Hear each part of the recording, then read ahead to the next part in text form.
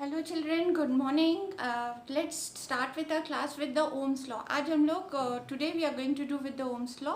So before we start with the Ohm's law, just let me tell you what exactly we'll do it in the mathematical form.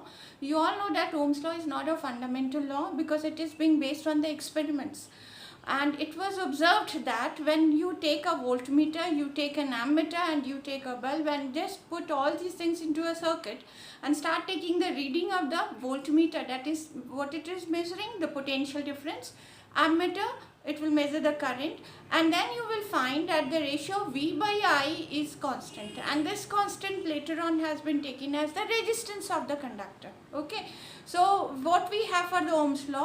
For the Ohm's law, we have got that the potential difference is directly proportional to the current, that is V is proportional to I, and when you remove the proportionality sign, you put some constant at what is called as R.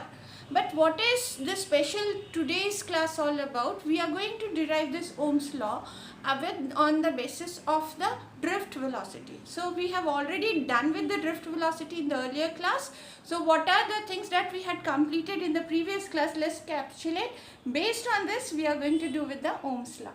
So Ohm's law, today's class is Ohm's law.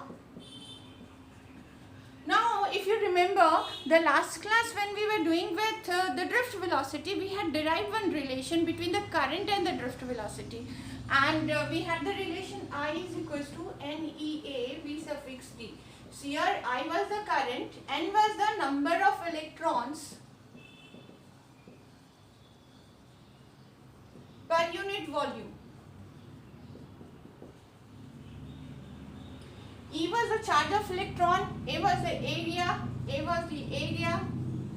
of cross section, Vd was the drift velocity. Okay, so we had got this relation, or else we can write one relation in our hand. Our Vd is equals to I by NEA. So we'll just keep this equation here. I is equals to Vd equals to I by NEA. So we have got this relation. Okay, now, so we have this relation which we had already derived in our last class. Now next we are going to find out the Ohm's law. Before we find out the Ohm's law, we need to have one equations where we consider the drift velocity in terms of the acceleration and the relaxation time. So in this regard, we consider that initially the electrons were at rest. So the initial velocity becomes 0, and we have the formula V is equals to U plus AT. Since U is at rest, so we can write Vd equals to V is equals to U plus AT. V equals to U is at rest, so 0 plus A tau. Tau is the relaxation time. Already stated last class, it is the time taken between two successive collisions. So we come up with one formula, Vd is equals to A tau. Now this is acceleration. So Vd is equals to A is F by M into tau. What F is force, it is related with the electric field according to this relation. E is the charge, E is the electric field. So this E is the electric field, F is the force. So in this case, again if we want to introduce the potential difference, then E is equals to what we have, V by L. Now this V is the potential difference. And L is the length of the conductor. Okay, so let us substitute it. Vd is equals to, or instead of F we are writing E, small e, capital E by M into tau. Now capital E is equals to V by L, so it is V by M into L tau. Now let us substitute Vd equation from here, because we need the equation between the current and the potential difference. So Vd is equals to I by NEA, or we can write I is equals to, we are writing up NEA, this is square, NE square A V tau by NL, or we can write V by I is equals to ML divided by, or we can write this equation V by L, ML divided by NE square A V. Okay, So what we have got, let me write this equation at the top. So what equation we are getting? V by I equals to m mass of electron, length of the conductor, n is the number of electrons per unit volume, E square, A into this becomes V by, so V will not be there. So we are left out, we are missing out tau. So this is ml, this is tau will be here. Okay, so what we get, this is V by I. Now see, you look at this, this is tau. This is tau, sorry, tau at that bottom. Now if you get to see the equation, m is the mass of electron which is constant, L is the length of the conductor, it is constant, N is the number of electrons per unit volume, it is constant, E is the charge of electron, constant, A is the area of cross section of the wire, again constant, and here tau is the relaxation time. Now suppose if we keep the temperature constant, because if you see the general definition of the Ohm's law, keeping all the physical terms as constant. So here if I take temperature to be constant, then tau also comes to be constant. So the whole values of this V by I becomes constant, and this is equals to R, what we call the resistance. What we call the resistance. So this is V by I is equals to R. Okay, so this is your resistance, R is the resistance, and we are getting the formula for resistance as equals to ml divided by ne square A tau. This is the basic formula. Fine. Now when we have this formula with us, that is for the resistance, what is the important part that there are two types of conductor, ohmic conductor and non-ohmic conductor. Suppose if we are plotting a graph between V and I and it comes to be a straight line, we call this as a ohmic conductor. But suppose if the graph is not straight, it is somewhat curved, then we call this as non-ohmic conductor. So ohmic conductor are those conductor which is obeying the Ohm's law, and non-ohmic conductors are not obeying the Ohm's law. Now further we have more to do with it, how we can find out the electric field relations, and then we have got the current density relation. So we'll keep the main equations here only, or we can keep, we have one this equation here. Let's find out some more for it.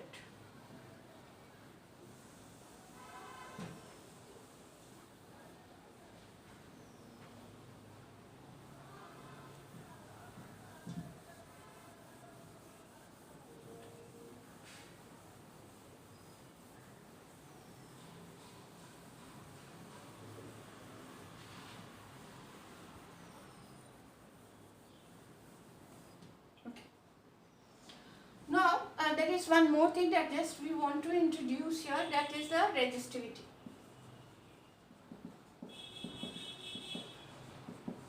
Now we know that V is equals to E is equals to V by F.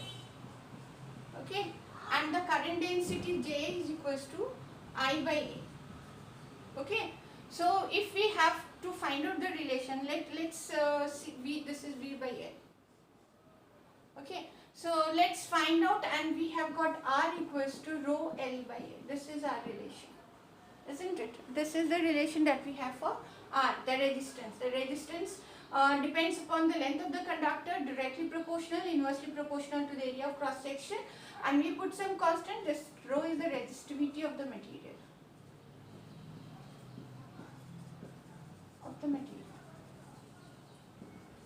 Now in this equation, I can write V by L is equals to m n e square A tau. I'll just take out A, and this is I by A. If you compare these two equations, we have got V by L I've written here, I have taken I by A here, and this is left out is m by n e square tau. Okay, so here V by L is giving us what? V by L is giving us electric field E. Okay, and this is what we get the value rho. Rho is the resistivity, and this is becoming J. J is the current density. J is the current density. So this is the relation between the all, and you are very well, because we are getting R equals to rho L by A. So you can R is coming up what? We are getting for R this equation. Okay, so if I take R into if we take this equation out here, so we will get the resistivity formula as equals to m by n e squared tau. Okay, n by a and L by a here, and then this is for R, so we get for the resistivity. This is this term, this together with this will give the resistivity. So this is rho L by A into R. So rho is equals to this value. We have got this. So we have substituted it here. So we have got this relation, and we can very well write it in the vector form. We can write it, this is equals to E vector, and this is sigma. So we can very well write sigma conductivity. If sigma is the conductivity, so we can write J equals to 1 by rho E. So it is sigma E. Okay, and sigma is equals to 1 by rho. Okay, so we get this as J vector is equals to sigma E vector. So we have got this relation out here. J is equals to sigma E vector. So here the current density is directly proportional to the electric field. So what we have got the equations here, we have got E equals to V by L, J is equals to I by A. So if we are looking for this equation, I already gave it. So we have got this, and from here we got the condition of rho. This is for rho, resistivity, and then 1 by the reciprocal of the resistivity is sigma, that is the conductivity. So we have got this relation in the vector form. So what is important to know about the resistivity of the metallic wire, resistivity of the semiconductor? So we have seen that if the temperature increases, the resistivity increases for the metals, but for the semiconductor the graph is not that straight. There is a decrease in the resistivity when the temperature is increased. Okay, so that's for today's class. Thank you.